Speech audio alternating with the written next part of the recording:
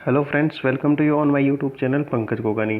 दोस्तों, कैसे हो आप लोग? उम्मीद करता हूँ सारे लोग अच्छे ही होंगे, आपकी पढ़ाई भी अच्छी चल रही होगी। तो आज इस लर्निंग सीरीज़ के सेकंड जो लर्निंग सीरीज़ हमारी चल रही है, इसमें हम नया वीडियो लेके आए हैं। वो लेके आए हैं pre position topic. Pre position का एक वीडियो हम कर चुके थे, एक पार्ट कर चुके थे। आज हम जो लेके आए हैं इसका पार्ट सेकेंड लेके आए हैं। सेकेंड पार्ट, जो पार्ट फर्स्ट था उसमें कई इंपॉर्टेंट प्री पोजीशन थी जो हमने डिस्कस की थी, और भी कई इंपॉर्टेंट प्री पोजीशन है। उसका पार्ट सेकेंड है जो आज हम डिस्कस करने जा रहे हैं। तो चलो जल्दी से हम ये जो वीडियो है वो स्टार्ट करते हैं। दोस्तों, आज का हमारा जो पहला क्वेश्चन है वो ये रहा स्क्रीन के ऊपर। आर विलेजर्स देश वोटेड द बीजेपी कैंडिडेट। ये हमारा क्वेश्चन दिया हुआ है, ये सेंटेंस दिया हुआ है। इसके अंदर कौन सी प्रीपोजिशन आपके अकॉर्डिंग आ सकती है? पता कीजिए, वीडियो को होल्ड करके कोशिश कीजिए। चलो ठीक है, मैं बताता हूँ। देखो, इसके अंदर चार ऑप्शन दिए हुए हैं: vote for, vote to, vote of, vote by. तो आपको पता होगा जो वोट वर्ड होता है उसके साथ में एक फिक्स प्रीपोजिशन लगती है। वो कौन सी लगती है? फॉर। अपन बोलते हैं ना, vote for BJP, vote for Congress, vote for SFI. तो इस तरह के होता है, फिक्स प्रीपोजिशन होती है वोट फॉर। कौन सी प्रीपोजिशन लगती है? वोट के साथ में फॉर प्रीपोजिशन लगती है। तो हमारा जो ये दिया हुआ है सेंटेंस, इसका आंसर क्या हो जाएगा? फॉर हो जाएगा, वोट फॉर हो जाएगा, वोटेड फॉर। अब हमारा सेकंड एग्जाम्पल हम लेते हैं, जो कि हमारा इस तरह से दिया हुआ है। ये सेकंड एग्जाम्पल दिया हुआ है, इसमें आप ट्राई करने की कोशिश करो क्या हो सकता है। It is needless to lament the dead cow. Lament का मतलब क्या होता है? सेड, मतलब दुख करना। It is needless to lament the dead cow. मरी हुई गाय है, उस पर अब दुख करने का कोई फ़ायदा नहीं है। तो लेमेंट के साथ में कौन सी प्रीपोजिशन आ सकती है?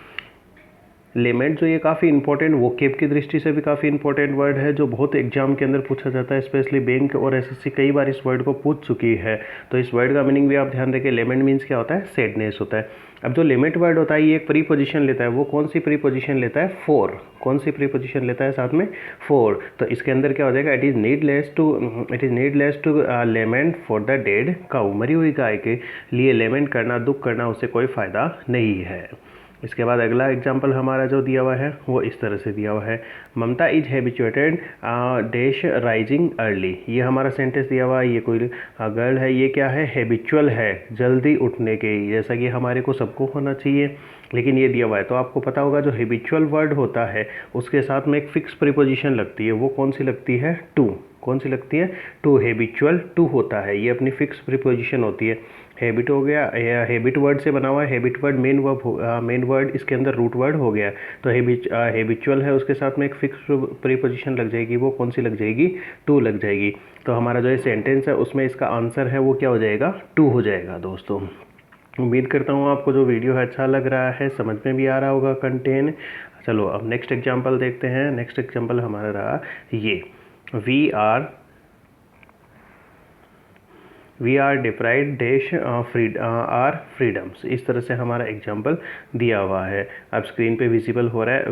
We were deprived dash our freedom. Deprived का मतलब क्या होता है? अवॉइड होना, वंचित रह जाना होता है। हमें हमारी फ्रीडम से क्या किया जा रहा है? वंचित किया जा रहा है, डिप्राइव्ड किया जा रहा है। तो डिप्राइव्ड के साथ में कौन सी प्रीपोजिशन होती है? आपको पता होगा। डिप्राइव्ड जो वर्ड होता है उसके साथ में एक प्रीपोजिशन होती है। वो कौन सी होती है? ऑफ होती है। कौन सी होती है? ऑफ। ऑफ जो प्रीपोजिशन है वो हमेशा इसके साथ में आती है। We were deprived of our freedom. Deprived, हमें हमारी जो फ्रीडम है उससे क्या कर दिया गया? वंचित कर दिया गया है। तो डिप्राइव्ड के साथ में कौन सी प्रीपोजिशन हो गई? फिक्स। ऑफ प्रीपोजिशन हमेशा लगती है। दोस्तों, अगला एग्जाम्पल है वो देखते हैं। अगला एग्जाम्पल हमारा दिया हुआ है ये: our publisher is accustomed dash hard work. हमारे जो पब्लिशर है वो क्या है? इस चीज़ से एकस्टम है। एकस्टम मीन्स क्या होता है दोस्तों? हैबिचुअल अपन जिसको बोलते हैं ना, आदी हो जाता है किसी चीज़ का। हमारा पब्लिशर है वो हार्ड वर्क मतलब मेहनत करने का आदी है या उसका हैबिचुअल है। तो इसके साथ में कौन सी प्रीपोजिशन लगती है दोस्तों? गेस कीजिए आपके अकॉर्डिंग क्या हो सकता है। चलो कोई बात नहीं, मैं बताता हूँ। देखो दोस्तों, जो ये अकस्टम वर्ड होता है इसके साथ में एक फिक्स प्रीपोजिशन लगती है। वो कौन सी लगती है? टू लगती है। कौन सी लगती है? टू। तो हमारा जो आंसर है वो क्या हो जाएगा? इसके अंदर बी हो जाएगा। तो ऐसे हो जाएगा: our publisher is accustomed to hard work. हमारा जो पब्लिशर है वो हार्ड वर्क का आदी है या उसको आदत लगी है। वैसे हमें शब्द को ही क्या होना चाहिए? हार्ड वर्क का उसका हैबिचुअल होना चाहिए, कस्टम होना चाहिए। दोस्तों, नेक्स्ट जो हमारा एग्जाम्पल है वो लेते हैं। ये बहुत ही अच्छा एग्जाम्पल है, काफ़ी इंपॉर्टेंट एग्जाम्पल है। यहाँ पर कुछ कोड दिया हुआ था जो आपको विजिबल नहीं हो रहा है, ये फ़ॉन्ट इसके अंदर चेंज हो गया। चलो मैं आपको बता देता हूँ इसमें क्या लिखा हुआ है, क्या मीनिंग इसके अंदर आ रहा है। ही इज़ टायर्ड डेज, यहाँ पर ये कुछ लिखा हुआ था लेकिन फ़ॉन्ट हिंदी फ़ॉन्ट है वो चेंज हो गया। इसके अंदर क्या हो जाएगा, ये मानसिक है। He is tired days poverty, जो पॉवर्टी है मतलब गरीबी है, उससे वो क्या हो चुका है, थक चुका है। मानसिक रूप से थकावट होती है, थकान होती है, उसके लिए कौन सा वर्ड आता है, कौन सी प्रीपोजिशन लेते हैं। तो पॉवर्टी मतलब गरीबी एक मेंटलिटी हो गई, यानी मानसिक रूप से वो क्या हो चुका है, थक चुका है इस गरीबी से। तो उसके साथ में टायर्ड के साथ में जो प्रीपोजिशन है वो कौन सी आ सकती है इस टाइम पे। अगर मानसिक रूप से हम थके हुए हैं किसी चीज़ से, तो टायर्ड के साथ में एक प्रीपोजिशन यूज होती है, ऑफ होती है। कौन सी प्रीपोजिशन का यूज होता है, ऑफ। तो इसके अंदर क्या हो जाएगा, ऑफ हो जाएगा। He is tired of poverty, वो अपनी गरीबी से क्या हो चुका है, थक चुका है। दोस्तों हम नेक्स्ट एग्जाम्पल हम लेते हैं, कुछ इसी तरह का है। उसमें दिया हुआ है, ये क्लियर होगा, ये इस तरह के दोनों सेम एग्जाम्पल है, सिमिलर से एग्जाम्पल दिए हुए हैं। अब ये हमारा एग्जाम्पल दिया हुआ है, देखो इसमें दिया हुआ है the old man was tired, the old man was tired. यहाँ पर भी कोड है, वो फ़ॉन्ट चेंज हो गया। इसका मीन्स हो जाएगा जो शारीरिक थकान होती है ना, उसको हम बोलते हैं। तो यहाँ हो जाएगा फिजिकल टायर्डनेस से, हो जाएगा फिजिकल टायर्डनेस से, इससे संबंधित हो गया। तो हो गया the old man was tired days walk, यानी चलने से जो ओल्ड मैन था वो क्या हो चुका है, फिजिकली थक चुका है। तो अगर फिजिकली हम टायर्ड हो रहे हैं तो उसके लिए जो प्रीपोजिशन है वो कौन सी होती है, विद होती है। दोस्तों कौन सी होती है, विद होती है। तो इसके अंदर हो जाएगा the old man was tired with the walk, यानी चलने से क्या हो गया, जो ओल्ड मैन था वो क्या हो चुका, थक चुका था। ये जो ऊपर वाला 36 और 37 एग्जाम्पल है, ये बहुत बार एग्जाम के अंदर पूछा जाता है इस तरह से कंफ्यूज करने के लिए। अगर अपन मेंटली टायर्ड हैं तो उसके लिए हम जो टायर्ड है उसके साथ में कौन सी प्रीपोजिशन यूज करेंगे, ऑफ यूज करेंगे। अगर हम फिजिकली चलने के कारण या टायर्ड हो चुके हैं तो उस टाइम पे टायर्ड के साथ में कौन सी प्रीपोजिशन यूज़ हो जाएगी, विद का यूज हो जाएगा। दोस्तों अब अगली जो प्रीपोजिशन है ये काफ़ी इंपॉर्टेंट है। नेक्स्ट एग्जाम्पल हम लेते हैं, वो दिया हुआ है ये भी दिया हुआ है। इस तरह के एग्जाम्पल से जो एग्जाम के अंदर पूछे जाते हैं जिसमें डबल प्रीपोजिशन का डबल फिलअप्स हैं वो दिए हुए होते हैं। हमारा एग्जाम्पल दिया हुआ है, ही इंक्वायर डेश मी डेश मैटर, उसने मेरे से इस मैटर में इंक्वायरी की। आपके अकॉर्डिंग क्या हो सकता है दोस्तों, इसके अंदर आंसर बताने की कोशिश करें, गेस करने की कोशिश करें। चलो देखते हैं। तो इसमें क्या हो सकता है, ही इंक्वायर्ड, इसके अंदर क्या हो जाएगा, ओ। हाँ पहले तो हम देखें, देखो इसमें क्या होता है, इंक्वायर्ड ऑफ, यानी ऑफ मी, यानी ऑफ विद सम पर्सन, किसी पर्सन के साथ में इंक्वायरी करना। तो इसमें क्या हो जाएगा, ही इंक्वायर्ड ऑफ, उसने मेरे से क्या करने की कोशिश की, इंक्वायरी की। He inquired of me about the matter, उस मैटर के अंदर उसने मेरे से क्या की, इंक्वायरी करने की कोशिश की। इस मैटर के बारे में, उस बात को पूछने के बारे में उसने मेरे से क्या की, इंक्वायरी की। तो इसके अंदर हमारी जो प्रीपोजिशन है, जो ऑप्शन है करेक्ट है, वो क्या हो जाएगा, हमारा ए ऑप्शन करेक्ट हो जाएगा। He inquired of me about the matter, into the matter नहीं होगा इसके अंदर, इसमें क्या कर लेना, अबाउट द मैटर, मैटर के बारे में उसने क्या की, मेरे से इंक्वायरी की थी। ओके, ये हो जाएगा। अब दूसरा एग्जाम्पल है वो लेते हैं। उम्मीद करता हूँ दोस्तों जो वीडियो है वो अच्छा लग रहा है, कंटेंट है वो भी आपको अच्छा लग रहा है। अच्छा लग रहा है तो वीडियो को लाइक कर दें। नेक्स्ट हमारा एग्जाम्पल दिया हुआ है, she is obliged dash you dash your help, ये हमारा एग्जाम्पल दिया हुआ है। आपके अकॉर्डिंग क्या हो सकता है दोस्तों, तो चलो देखते हैं। इसके अंदर देखो, इसमें जो है वो क्या होगा, सी इज़ ऑब्लिग्ड, इसमें क्या होता है, टू यू, क्या होता है इसके अंदर, ऑब्लिग्ड टू। यहाँ पर तो क्या आएगा, टू हो जाएगा। She is obliged to you for your help, किसी की हेल्प के लिए हम लेते हैं तो उसके लिए हम कौन सी प्रीपोजिशन यूज़ करेंगे, फॉर। तो हमारा जो करेक्ट पेयर है वो क्या हो जाएगा, सी हो जाएगा। She is obliged to for your help, वो तुम्हारे मतलब क्या होता है, एक तरह से आभारी होना, तुम्हारी हेल्प के लिए वो क्या है, तुम्हारे लिए आभारी है। तो इसमें करेक्ट ऑप्शन क्या हो जाएगा, अपना सी वाला है वो करेक्ट ऑप्शन हो जाएगा। दोस्तों नेक्स्ट एग्जाम्पल लेते हैं दोस्तों। इसी तरह का ये एग्जाम्पल दिया हुआ है, इसके अंदर भी दिया हुआ है, he is grateful dash me dash my help, वो मेरी हेल्प के लिए क्या था, ग्रेटफुल था। ग्रेटफुल का मतलब क्या होता है दोस्तों, थैंकफुल, क्या होता है, थैंकफुल होता है। दो वर्ड होते हैं, एक हो जाएगा GREAT, एक हो गया GREAT और एक हो गया GRAT, ग्रेट। इस ग्रेट का मीन्स तो क्या होता है, जो महान होता है उसको अपन बोलते हैं ग्रेटनेस हो गई। इस ग्रेट का मीन्स क्या हो गया, थैंकफुल हो गया। क्या होना, थैंकफुल, किसी के लिए थैंकफुल होना, किसी को धन्यवाद देना। तो हमारा जो एग्जाम्पल दिया हुआ है, he is thankful dash me dash my help, ये हमारा एग्जाम्पल दिया हुआ है। तो आपको अकॉर्डिंग क्या हो सकता है, गेस करो। देखो इसमें हमारा जो करेक्ट आंसर है, करेक्ट पेयर है, वो क्या होगा, इसमें क्या होता है, ग्रेटफुल टू होता है। किसी के लिए क्या होना है, ग्रेटफुल होना। He is grateful to me for my help, वो क्या था, मेरे लिए ग्रेटफुल था, मेरी he is grateful to me for my help. इसमें तो हमारा जो पेयर है, करेक्ट पेयर क्या हो जाएगा, इसके अंदर ए है, वो क्या हो जाएगा, करेक्ट आंसर हो जाएगा दोस्तों। किसी के लिए ग्रेटफुल होना, आभारी होना, थैंकफुल होना, तो उसके लिए ये ऑप्शन का रहेगा हमारा करेक्ट रहेगा। नेक्स्ट एग्जांपल लेते हैं। नेक्स्ट एग्जांपल दिया हुआ ये भी इसी तरह का एग्जांपल है। डबल फिलर्स वाले मैं काफ़ी लेके आया हूँ, जो कि प्रीवियस एग्जाम में पूछे हुए हैं, काफ़ी बार पूछे हुए एग्जांपल्स है, वो इस बार लिखे आया हूँ ताकि ये टॉपिक आपको अच्छे से क्लियर हो सके, अच्छे से सीख सको, कॉन्सेप्ट है वो भी क्लियर हो सके। अगला हमारा एग्जाम्पल दिया हुआ है, the Indians fought days the English days freedom, ये हमारा एग्जाम्पल दिया हुआ है। आपके अकॉर्डिंग क्या हो सकता है इसके अंदर आंसर, फाइट मतलब लड़ाई करना, ठीक है। फाइट अगर किसी पर्सन से हम कर रहे हैं तो उसके साथ में क्या आता है, विद, क्या आता है, विद आता है, फाइट विद। और किस चीज़ के लिए हम कर रहे हैं उसके लिए क्या आता है, फॉर आता है। तो इसमें क्या हो जाएगा, द इंडियंस फाइट विद हो जाएगा। फर्स्ट वाले पेयर में तो क्या हो जाएगा, विद आ जाएगा। और फ्रीडम के लिए करना तो यहाँ पर क्या हो जाएगा, फॉर हो जाएगा हमारा ऑप्शन। तो इसमें करेक्ट पेयर क्या हो जाएगा, the Indians fought with English for freedom. जो हम थे, ये जो भारतीय थे, हमने क्या किया था, जो अंग्रेज़ थे उनसे लड़ाई की थी, संघर्ष किया था, किसके लिए, फ्रीडम के लिए। तो हमारा करेक्ट पेयर क्या हो गया, सी हो गया इसके अंदर। The Indians fought with the britisher या द इंग्लिश फॉर फ्रीडम। यहाँ द इंग्लिश लैंग्वेज से नहीं है, English means the British people. यहाँ पर कौन हो गए, जो लोग हैं ना, वहाँ से हो गया, नॉट द लैंग्वेज। ओके, इसको कंसीडर करिए, ध्यान रखिए, ठीक है। नेक्स्ट एग्जाम्पल हम लेते हैं। हमारा एग्जाम्पल ये दिया, he will be indebted by dash you dash your help। indebted means क्या होता है, एक तरह से हवारी होना या मतलब ऋणी होना एक तरह से। ये हमारा एग्जाम्पल दिया हुआ है। आपके अकॉर्डिंग इसमें क्या हो सकता है, कोशिश करें, पहले वीडियो को पॉज करें और पॉज करने के बाद आंसर मार्क करने की कोशिश करें, फिर चेक करें राइट आंसर क्या है इसके अंदर।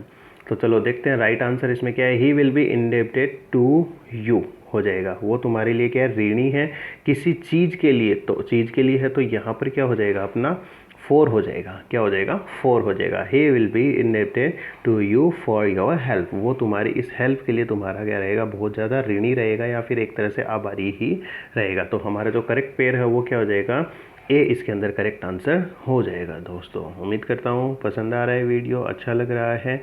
वीडियो को शेयर करें और वीडियो को लाइक करें। अपने कमेंट बॉक्स में अपने जो भी आपके विचार है वो आप बता सकते हो। नेक्स्ट एग्जांपल हमारा दिया हुआ है, I have a lot of experience days teaching. मेरे को पढ़ाने में या पढ़ाते हुए बहुत ज़्यादा एक्सपीरियंस हो गया है।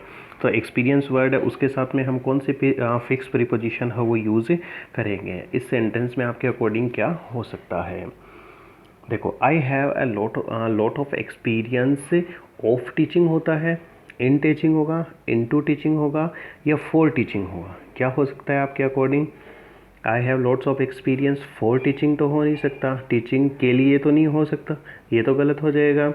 इनटू टीचिंग भी नहीं होता, ये तो इनअप्रोप्रिएट हो गया। I have a lots of experience in teaching हो सकता है, ऑफ टीचिंग हो सकता है। अब ये दो ऑप्शन हमारे पास में बचे हैं।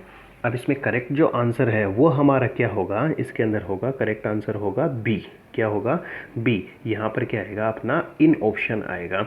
I have a lot of experience in teaching. Teaching में पढ़ाने में मेरे को बहुत सारा एक्सपीरियंस है। ऑफ टीचिंग नहीं होगा, ऑफ टीचिंग नहीं होगा, ध्यान रखना। यहाँ पर बहुत सारे बच्चे गलती करते हैं।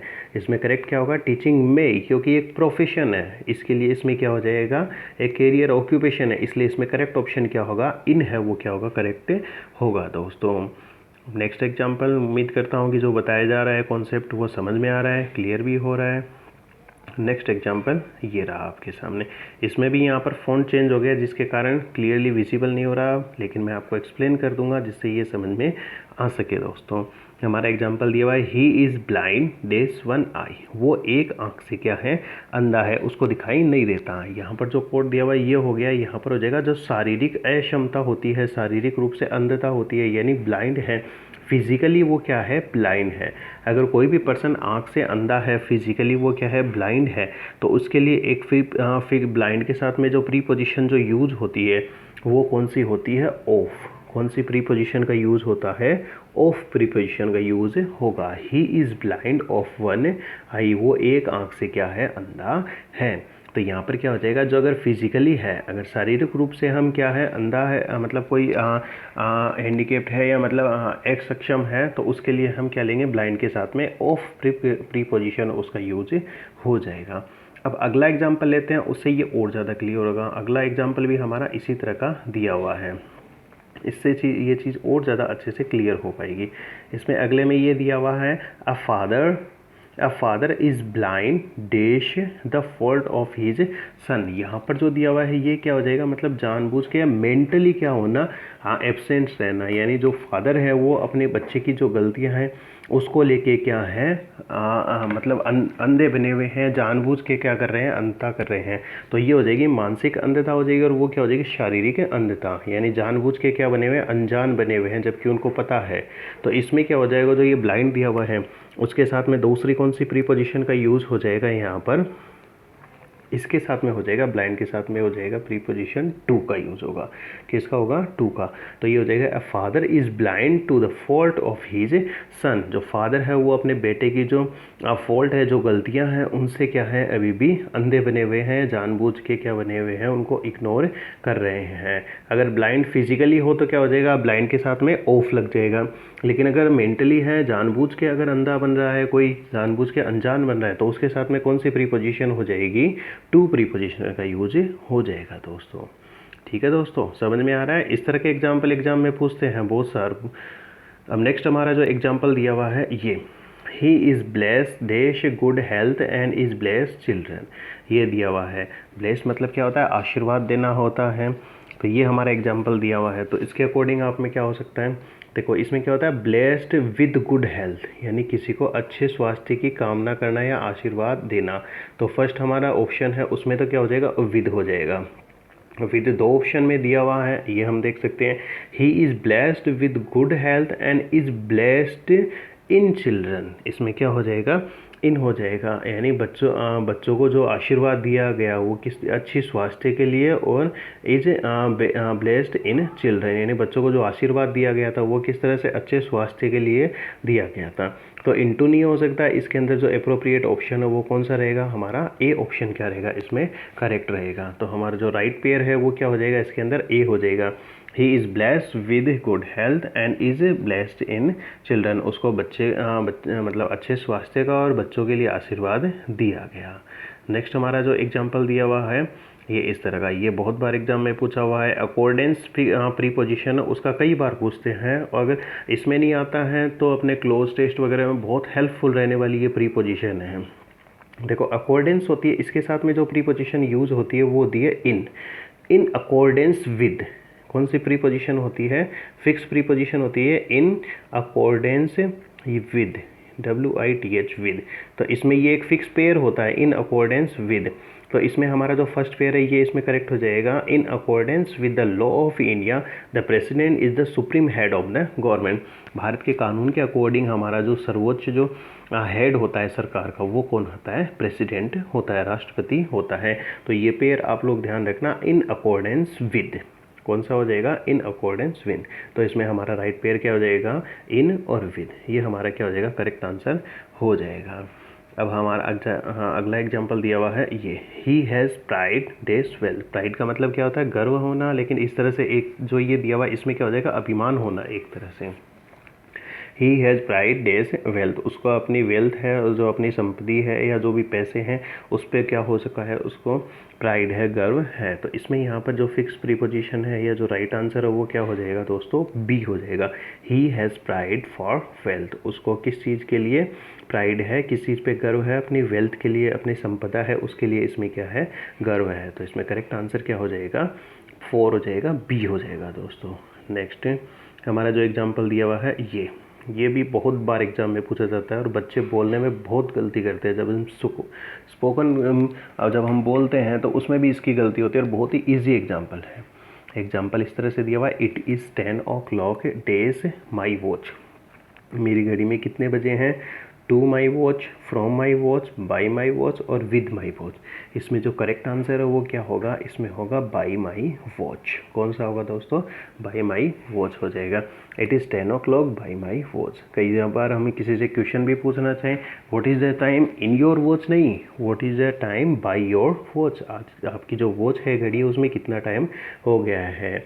तो इसमें क्या हो जाएगा, बाई माई वॉच। इसमें फिक्स प्रीपोजिशन लग गई। टाइम पूछने के लिए हम किसका यूज़ करेंगे, बाई प्रीपोजिशन का यूज़ करेंगे। क्लियर हुआ दोस्तों। What is the time by in your watch, नहीं, what is the time in your watch, नहीं, what is the time by your watch. तो इसमें क्या हो जाएगा, बाई हमारा करेक्ट ऑप्शन हो जाएगा दोस्तों। नेक्स्ट एग्जाम्पल देखते हैं। ये रहा हमारा अगला एग्जाम्पल। इसमें दिया हुआ है, we should never dash moral laws. जो मोरल लॉज होते हैं, हमारे जो नैतिक कर्तव्य, नैतिक कानून होते हैं, उनके मतलब खिलाफ हमें कभी भी नहीं जाना चाहिए। तो मीनिंग क्लियर निकल रहा है, ये तो बहुत आसान सा है, इजीली कर सकते हैं। We should never go against the moral laws. Against मतलब होता है उनके खिलाफ जाना, उनके अगेंस्ट में जाना। तो ये हमारा करेक्ट आंसर इसमें क्या हो जाएगा, अगेंस्ट हो जाएगा। We should never go against the moral laws. हमें हमारे नैतिक जो कानून है या जो लिमिटेशंस है, उनके अगेंस्ट में कभी भी नहीं जाना चाहिए। नेक्स्ट एग्जाम्पल हम लेते हैं, जो कि हमारी स्क्रीन पे ये रहा। He was advised to abstain. Abstain का मतलब होता है परहेज करना। और ये जो एग्जाम्पल जो मैं लेके आया हूँ, ये अभी अभी एक फिक्स प्रीपोजिशन, जो ये एब्सटेन जो प्रीपोजिशन है, ये अभी फर्स्ट ग्रेड का जो एग्ज़ाम हुआ है 15 तारीख को, उसके अंदर ये पूछा गया क्वेश्चन है। सेम इसके अंदर पूछा गया और बहुत ही आसान है ये। एब्सटेन का मतलब होता है किसी चीज़ से परहेज करना। और एब्सटेन के साथ में जो प्रीपोजिशन लगती है वो कौन सी लगती है, एब्सटेन के साथ में, बताओ, आप बताओ कौन सी लग सकती है। एब्सटेन के साथ में एक फिक्स प्रीपोजिशन लगती है फ्रॉम। कौन सी लगती है, फ्रॉम। एब्सटेन फ्रॉम का मतलब क्या होता है, परहेज करना किसी चीज़ से। ये एक फिक्स प्रीपोजिशन इसके साथ में ही आती है। फर्स्ट ग्रेड के अंदर ये क्वेश्चन अभी 2 दिन पहले ही ये पूछा गया है। तो हमारा जो सेंटेंस है उसमें करेक्ट आंसर क्या हो जाएगा, he was advised to abstain from all alcoholic drinks. उसको जो जितने भी एल्कोहल ड्रिंक्स है, जो शराब वगैरह है, उन सब से क्या गया है, परहेज रखने के लिए बोला गया है। तो एब्सटेन के साथ में जो हमारी प्रीपोजिशन लगती है वो कौन सी होती है, फ्रॉम प्रीपोजिशन है वो लगती है इसके अंदर। उम्मीद करता हूँ समझ में आ रहा है आप लोगों को। ठीक है दोस्तों, अब हमारा अगला एग्जाम्पल है वो अब स्क्रीन पे ये रहा। इसमें कोशिश करो क्या आ सकता है आपके अकॉर्डिंग। यहाँ पर टाइम कम मिल रहा है, लेकिन आप वीडियो को देखते हुए अपना आंसर मार्क करें, वीडियो को पॉज करके फिर अपना आंसर लिखें और उसके बाद देखिए आपके कितने राइट हो रहे हैं और कितने रॉन्ग हो रहे हैं। उससे क्या होगा, क्लियरली पता लग पाएगा। ये हमारा जो एग्जाम्पल दिया हुआ है, he was kill dash a highway man dash a Drager. यानी उसको चाकू से, एक हाईवे के ऊपर एक आदमी था, उसने चाकू से ड्रैगर से उसको क्या कर दिया, मार दिया है या उसको हत्या कर दी है। तो हमारा जो ये क्या हो सकता है। अब देखो, कोई पर्सन किसी को मारता है तो इसमें क्या लगता है, by a person, killed by a person, killed by a person, ये होती है फिक्स प्रीपोजिशन। अगर किसी हथियार से मारा जा रहा है, किसी साधन का यूज किया जा रहा है, तो उस टाइम पे उसके साथ जो प्रीपोजिशन लगती है वो कौन सी लगती है, विद लगती है। कौन सी लगती है, विद। अगर कोई आदमी मार रहा है तो उसके लिए क्या लग जाता है, बाई। और किसी साधन से मारा जा रहा है तो साधन के साथ में क्या लगेगा, विद लगेगा। तो हमारा जो करेक्ट आंसर है वो इसमें क्या हो जाएगा, बी हो जाएगा। He was killed by a highway man with a Drager. एक हाईवे पे एक आदमी था जिसने उसको ड्रैगर से, चाकू से, नुकीले हथियार से उसको मार दिया, उसकी हत्या कर दी। तो ये याद रखना, बाई ए पर्सन और विद अ नाइफ और विद ए शार्प वेपन, यानी किसी भी हथियार से मारना। हमारा अगला एग्जाम्पल दिया हुआ है ये भी काफ़ी इजी एग्जाम्पल है, लेकिन कई बार एग्जाम में पूछा जाता है और बच्चे गलती कर देते हैं इसमें। हमारा एग्जाम्पल दिया हुआ है, take this medicine and you will get dash the bad cold. जो हम जुकाम हो रखी है, बहुत ही तेज़ जुकाम हो रखी है, उससे जल्दी ही ठीक हो जाओगे कब, तुम ये मेडिसिन लोगे तो हमारा जो गेट होता है, गेट रिड होता है, उसके साथ में कौन सी प्रीपोजिशन का यूज़ होता है, गेट रिड ऑफ। कौन सी प्रीपोजिशन का यूज़ होता है, ऑफ प्रीपोजिशन का यूज होता है। तो इसमें हमारा जो एग्जाम्पल है, जो आंसर है वो क्या हो जाएगा, ऑफ हो जाएगा।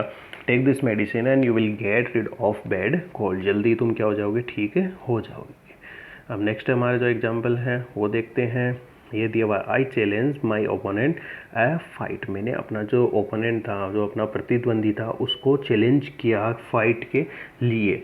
तो इसमें क्या हो सकता है आपके according, challenge for challenge with, challenge to और चैलेंज ऑफ। क्या हो सकता है आपके अकॉर्डिंग इसमें आंसर? इसमें जो करेक्ट आंसर है दोस्तों वो इसमें क्या होगा? To. Challenge for a fight नहीं, challenge to a fight. Fight के लिए, फाइट करने के लिए मैंने उसको क्या किया है? चैलेंज किया है। सो इसमें क्या हो जाएगा? I challenge my opponent to a fight, not for a fight. To a fight is the correct option in that. I challenge my opponent to a fight. मैंने अपने दुश्मन को, प्रतिद्वंदी को फाइट करने के लिए, लड़ाई करने के लिए क्या किया? चैलेंज किया। तो हमारा करेक्ट आंसर इसमें क्या हो जाएगा? टू करेक्ट आंसर हो जाएगा। मेरे को पता है बहुत सारे बच्चे इसके अंदर 4 करेंगे, लेकिन 4 गलत होगा। इसमें करेक्ट आंसर क्या होगा? 2 होगा। अगला एग्जाम्पल देखते हैं जो कि आपकी स्क्रीन के ऊपर ये रहा। They were dash horrified, they were horrified dash the sight. Sight मतलब होता है इस सीन को देख के, इस दृश्य को देख के वो क्या हो गए? हॉरिफाइड हो गए। हॉरिफाइड का मतलब होता है डरना। वो इस सीन को देख के क्या हो चुके थे? डर गए थे। हमारा आंसर क्या हो सकता है? देखो, हॉरिफाइड का मतलब होता है डरना, और हॉरिफाइड के साथ में एक प्रीपोजिशन लगती है, वो लगती है at. Horrified at the sight, यानी वो इस साइट को देख के, इस दृश्य को देख के क्या हो गए? डर गए, डर चुके थे। हो सकता है छोटे बच्चे जैसे डर जाते हैं ना, कई ऐसे सीन आ जाते हैं, तो इसलिए हमारा जो हॉरिफाइड है उसके साथ में क्या हो जाएगा? एट का यूज़ हो जाएगा। तो हमारा जो करेक्ट आंसर है वो इसमें क्या हो जाएगा? बी हो जाएगा। दे were horrified at the site. ये हमारा क्या रहेगा? कंप्लीट सेंटेंस रहेगा दोस्तों। नेक्स्ट हमारा जो एग्जाम्पल दिया हुआ है ये रहा। India is committed days a policy of peaceful existence. Bharat है वो क्या है? एक पीसफुल मतलब शांतिपूर्वक तरीके से रहने के लिए कमिटेड है। तो कमिटेड के साथ में कौन सी प्रीपोजिशन का यूज़ हो सकता है? गेस करिए। कमिटेड के साथ में एक प्रीपोजिशन का जो यूज़ होता है वो कौन सी प्रीपोजिशन होती है? Committed to. Committed to a something अपन बोल सकते हैं। फॉर ए पॉलिसी वो अलग होता है। तो इसमें हमारी जो प्रीपोजिशन है जो यूज़ होगी वो क्या हो जाएगी? हमारी टू का यूज़ हो जाएगा। India is committed to a policy of peaceful existence. Bharat जो शांतिपूर्वक तरीके से रहे, तो पॉलिसी है, नीति है शांति की तरीके से रहने की, उसके ऊपर क्या है? कमिटेड है। तो कमिटेड के साथ में यहाँ पर कौन सी प्रीपोजिशन का यूज़ हो जाएगा? टू का यूज़ हो जाएगा दोस्तों। अगला एग्जाम्पल देखते हैं जो कि हमारी स्क्रीन के ऊपर ये रहा। द सोल्जर्स रिबेल देश गवर्नमेंट। सोल्जर्स थे, उन्होंने क्या किया? रिबेल करना। रिबेल का मतलब क्या होता है? विद्रोह करना। जो सोल्जर्स थे, सैनिक थे, उन्होंने क्या कर दिया? रिबेल कर दिया, गवर्नमेंट के अगेंस्ट में विद्रोह कर दिया। तो अगेंस्ट में हो रहा है, तो अगेंस्ट का मतलब क्या हो जाएगा? उसके विद्रोह में मतलब उसके खिलाफ करना। तो इसमें क्या हो जाएगा? करेक्ट अगेंस्ट से हो जाएगा। The soldiers rebel against the government. काफ़ी आसान सा एग्जाम्पल था, उम्मीद करता हूँ ये तो आप इजीली कर ही लोगे।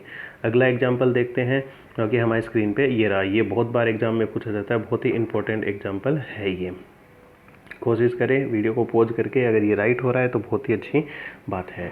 ये हमारा दिया हुआ है। There was no agreement dash the great powers dash a treaty to ban nuclear weapons.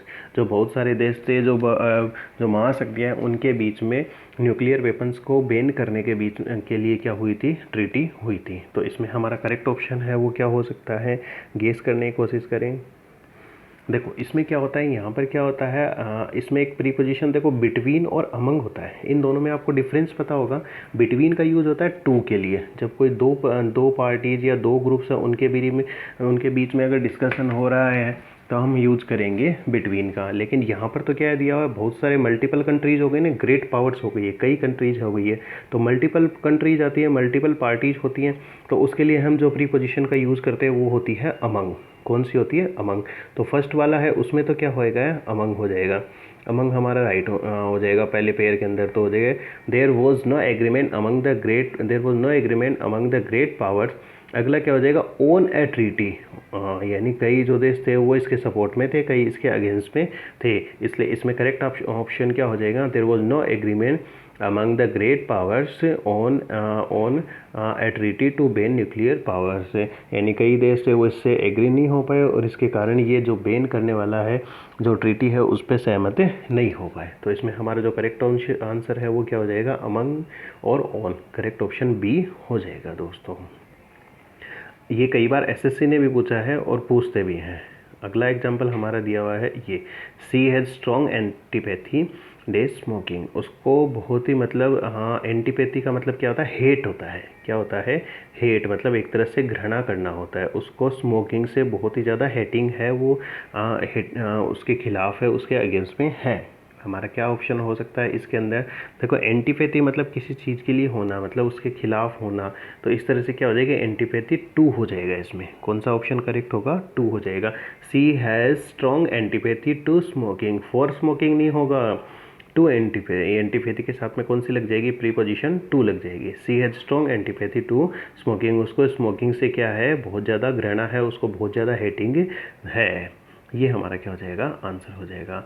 अगला हमारा एग्जाम्पल दिया हुआ है वो आपकी स्क्रीन के ऊपर ये रहा। ही अगर वीडियो दोस्तों अच्छा लग रहा है तो वीडियो को लाइक करें और अपने दोस्तों से शेयर भी करें, ताकि आपके साथ में आपके दोस्त हैं वो भी कुछ सीख पाएंगे। अगला हमारा जो एग्जांपल है वो ये दिया हुआ, he never parted days the silver up that he had got as a reward, जो उसने जो सिल्वर जो प्राइज़ है वो उसने रिवॉर्ड के अंदर, इनाम के अंदर जीता था, वो उससे कभी भी अलग नहीं रह सकता, उसको अलग नहीं कर सकता। तो जो पार्टेड वर्ड होता है उसके साथ में एक फिक्स प्रीपोजिशन यूज होती है विद। कौन सी होती है? विद। इसमें हमारा ऑप्शन हो जाएगा विद हो जाएगा। He never parted with the silver cup that he had got as a reward, उसको जो इनाम के अंदर, रिवॉर्ड के अंदर जो सिल्वर मिला था, गोल्ड मेडल या जो मिला था, उससे वो कभी भी अलग नहीं रह सकता, अपने आप से कभी भी अलग नहीं कर सकता है, वो उसकी मेमोरीज के साथ में बहुत ही इंपॉर्टेंट या बहुत ही ज़्यादा जुड़ा हुआ होगा। तो हमारा पार्टेड वर्ड है उसके साथ में कौन सी प्रीपोजिशन का यूज़ हो जाएगा? विद प्रीपोजिशन का यूज़ हो जाएगा। दोस्तों उम्मीद करता हूँ जो भी एग्जांपल्स बताए हुए हैं वो सारे के सारे आपको समझ में आए होंगे, क्लियर हुए होंगे। सारे एग्जाम्पल एग्ज़ाम है उसकी दृष्टि से क्या है, बहुत ही इंपॉर्टेंट है। एग्ज़ाम के अंदर जो भी प्रीवियस एग्ज़ाम के अंदर आए हुए हैं वो सारे के सारे एग्जाम्पल्स लिए हैं मैंने। अब दोस्तों लास्ट में ये वीडियो हम फिनिश करते हैं, आगे इस तरह का और वीडियो लेके आएंगे। अगर वीडियो आपको अच्छा लगा है तो वीडियो को लाइक करना ना भूलें, और इस तरह के और वीडियोज़ या इन्फॉर्मेटिव वीडियो, एग्ज़ाम से रिलेटेड इन्फॉर्मेशन है, उन तरह की अपडेट्स पाने के लिए चैनल को क्या करें, सब्सक्राइब करें। उम्मीद करता हूँ आपको वीडियो पसंद आया होगा। अपनी जो राय है वो कमेंट बॉक्स में लिख के हमें ज़रूर बताएं किस तरह का लगा आपको वीडियो, और आगे और किस तरह के या किस टॉपिक पे आपको वीडियो चाहिए वो भी आप कमेंट बॉक्स में लिख के बता सकते हैं, जिसमें आपको एग्ज़ाम में प्रॉब्लम फेस हो रही है, जिसमें आपको दिक्कत आ रही है, जो आप सीखना चाह रहे हो। तो इस तरह से आप बता सकते हो कमेंट बॉक्स में, मैं उसी के ऊपर वीडियो लेके आ जाऊँगा। उम्मीद करता हूँ वीडियो बहुत ही अच्छा लगा। वीडियो को लाइक करें, चैनल को सब्सक्राइब करें। Thank you.